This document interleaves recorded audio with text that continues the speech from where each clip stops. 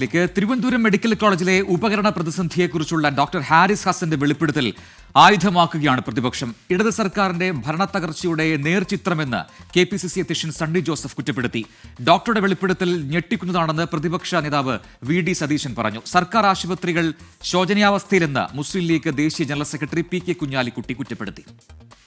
ഞെട്ടിക്കുന്ന വെളിപ്പെടുത്തലാണ് തിരുവനന്തപുരം മെഡിക്കൽ കോളേജിലെ യൂറോളജി വിഭാഗത്തിൻ്റെ മേധാവിയായ ഡോക്ടർ ഹാരിസ് നടത്തിയത്. സർജറി ചെയ്താൽ തുന്നിക്കൂട്ടാനുള്ള നൂല് പോലും ഇല്ലാത്ത മെഡിക്കൽ കോളേജുകൾ കേരളത്തിലുണ്ട്. ഞെട്ടിക്കുന്ന കാര്യങ്ങളാണ്.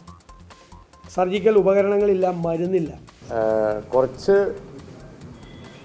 കാലമായിട്ട് ഞങ്ങളൊക്കെ നിരന്തരം ഉന്നയിച്ചുകൊണ്ടിരിക്കുന്ന പ്രശ്നമാണ്.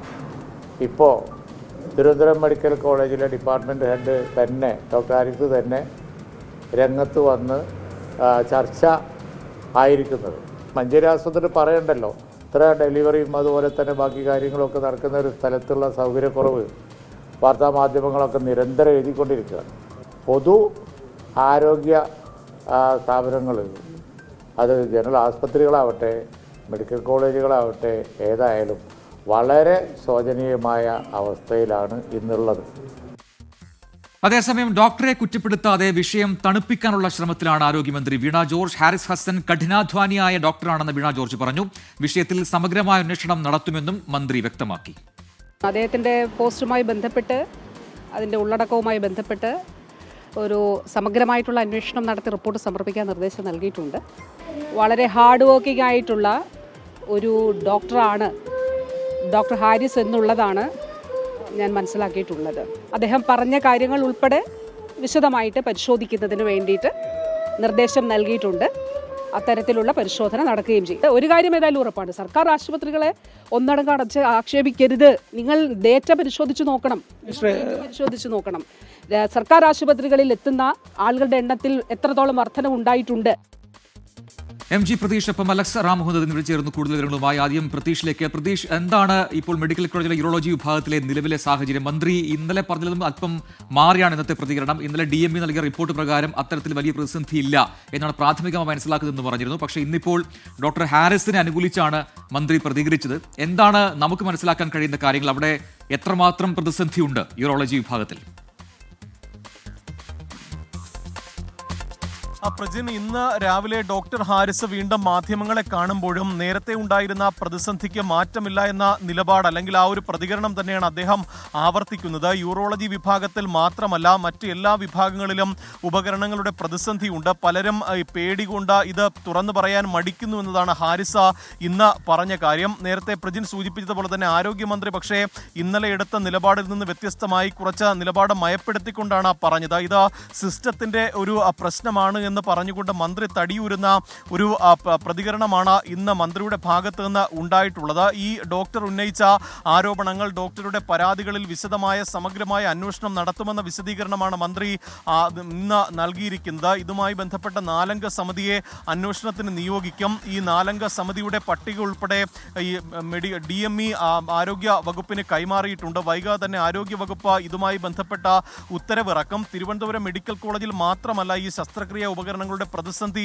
നിലനിൽക്കുന്നത്. മറ്റ് പല മെഡിക്കൽ കോളേജുകളിലും സമാനമായ പ്രതിസന്ധി നിലനിൽക്കുന്നുണ്ട്. ഇന്ന് രാവിലെ 24 നടത്തിയ ലൈവത്തോണിൽ ഓരോ മെഡിക്കൽ കോളേജിലെയും സ്ഥിതി വ്യക്തമായതാണ്. കോട്ടയം മെഡിക്കൽ കോളേജിലും കളമശ്ശേരി മെഡിക്കൽ കോളേജിലും തൃശൂർ മെഡിക്കൽ കോളേജിലും വലിയ പ്രതിസന്ധി നിലനിൽക്കുന്നുണ്ട്. ഒരിടത്ത് ഈ ഡോക്ടർമാരുടെ കുറവാണെങ്കിൽ മറ്റൊരിടത്ത് ഇത്തരം ശസ്ത്രക്രിയ ഉപകരണങ്ങൾ എത്താത്തതിന്റെ പ്രതിസന്ധിയാണ് ഈ വലിയ എന്തായാലും അത് പ്രതിപക്ഷം വലിയ ആയുധമാക്കാൻ തുടങ്ങിയിട്ടുണ്ട്. അത്തരത്തിലുള്ള പ്രതികരണങ്ങളൊക്കെ നമ്മൾ കണ്ടു കഴിഞ്ഞു. അലക്സ് അതിന്റെ കൂടുതൽ വിശദാംശങ്ങളുമായി ചേരുന്നു. അലക്സ്, ഇതിപ്പോൾ പ്രതിപക്ഷം രാഷ്ട്രീയ ആയുധമാക്കിയാണ്, കടുത്ത വിമർശനമാണ് സർക്കാരിനെതിരെ ഉയർത്തുന്നത്. എന്തൊക്കെ ഈ പ്രതിഷേധ പരിപാടികളിലേക്ക് കടക്കുന്നുണ്ട് പ്രതിപക്ഷം?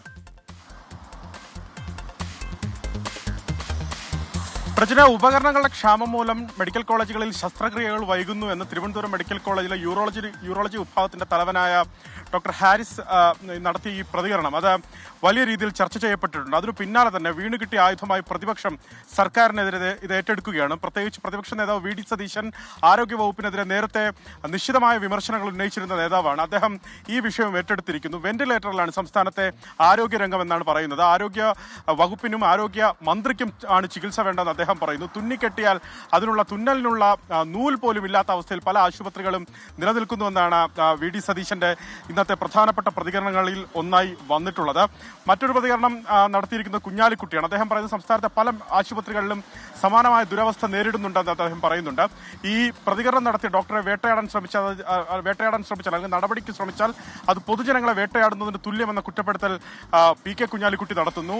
മുൻ പ്രതിപക്ഷ നേതാവ് രമേശ് ചെന്നിത്തല സമാനമായി അഭിപ്രായം ഉന്നയിക്കുന്നുണ്ട്. അദ്ദേഹം പറയുന്നത് മെഡിക്കൽ കോളേജിലെ പ്രതിസന്ധി തുറന്നു പറഞ്ഞ് ഈ ഡോക്ടറെ വേട്ടയാടാൻ ശ്രമിക്കരുതെന്ന് രമേശ് ചെന്നിത്തല പറയുന്നുണ്ട്.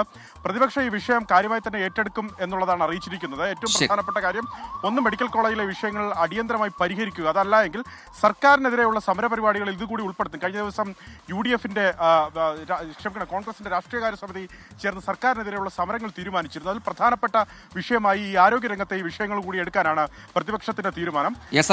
തീരുമാനമായി വന്നിട്ടുണ്ട്. ജൂലൈ 1-ാം തീയതി പ്രതിഷേധം സംഘടിപ്പിക്കും കോൺഗ്രസ് എന്ന് അറിയിക്കുന്നു. സർക്കാർ മെഡിക്കൽ കോളേജുകൾക്ക് മുന്നിൽ പ്രതിഷേധമിരിക്കാനാണ് ഇപ്പോൾ കോൺഗ്രസിന്റെ തീരുമാനമുണ്ടായിരിക്കുന്നത്. അലക്സ് റാം മുഹമ്മദും ഒപ്പം MG പ്രതീഷുമാണ് വിശദാംശങ്ങൾ പങ്കുവച്ചത്.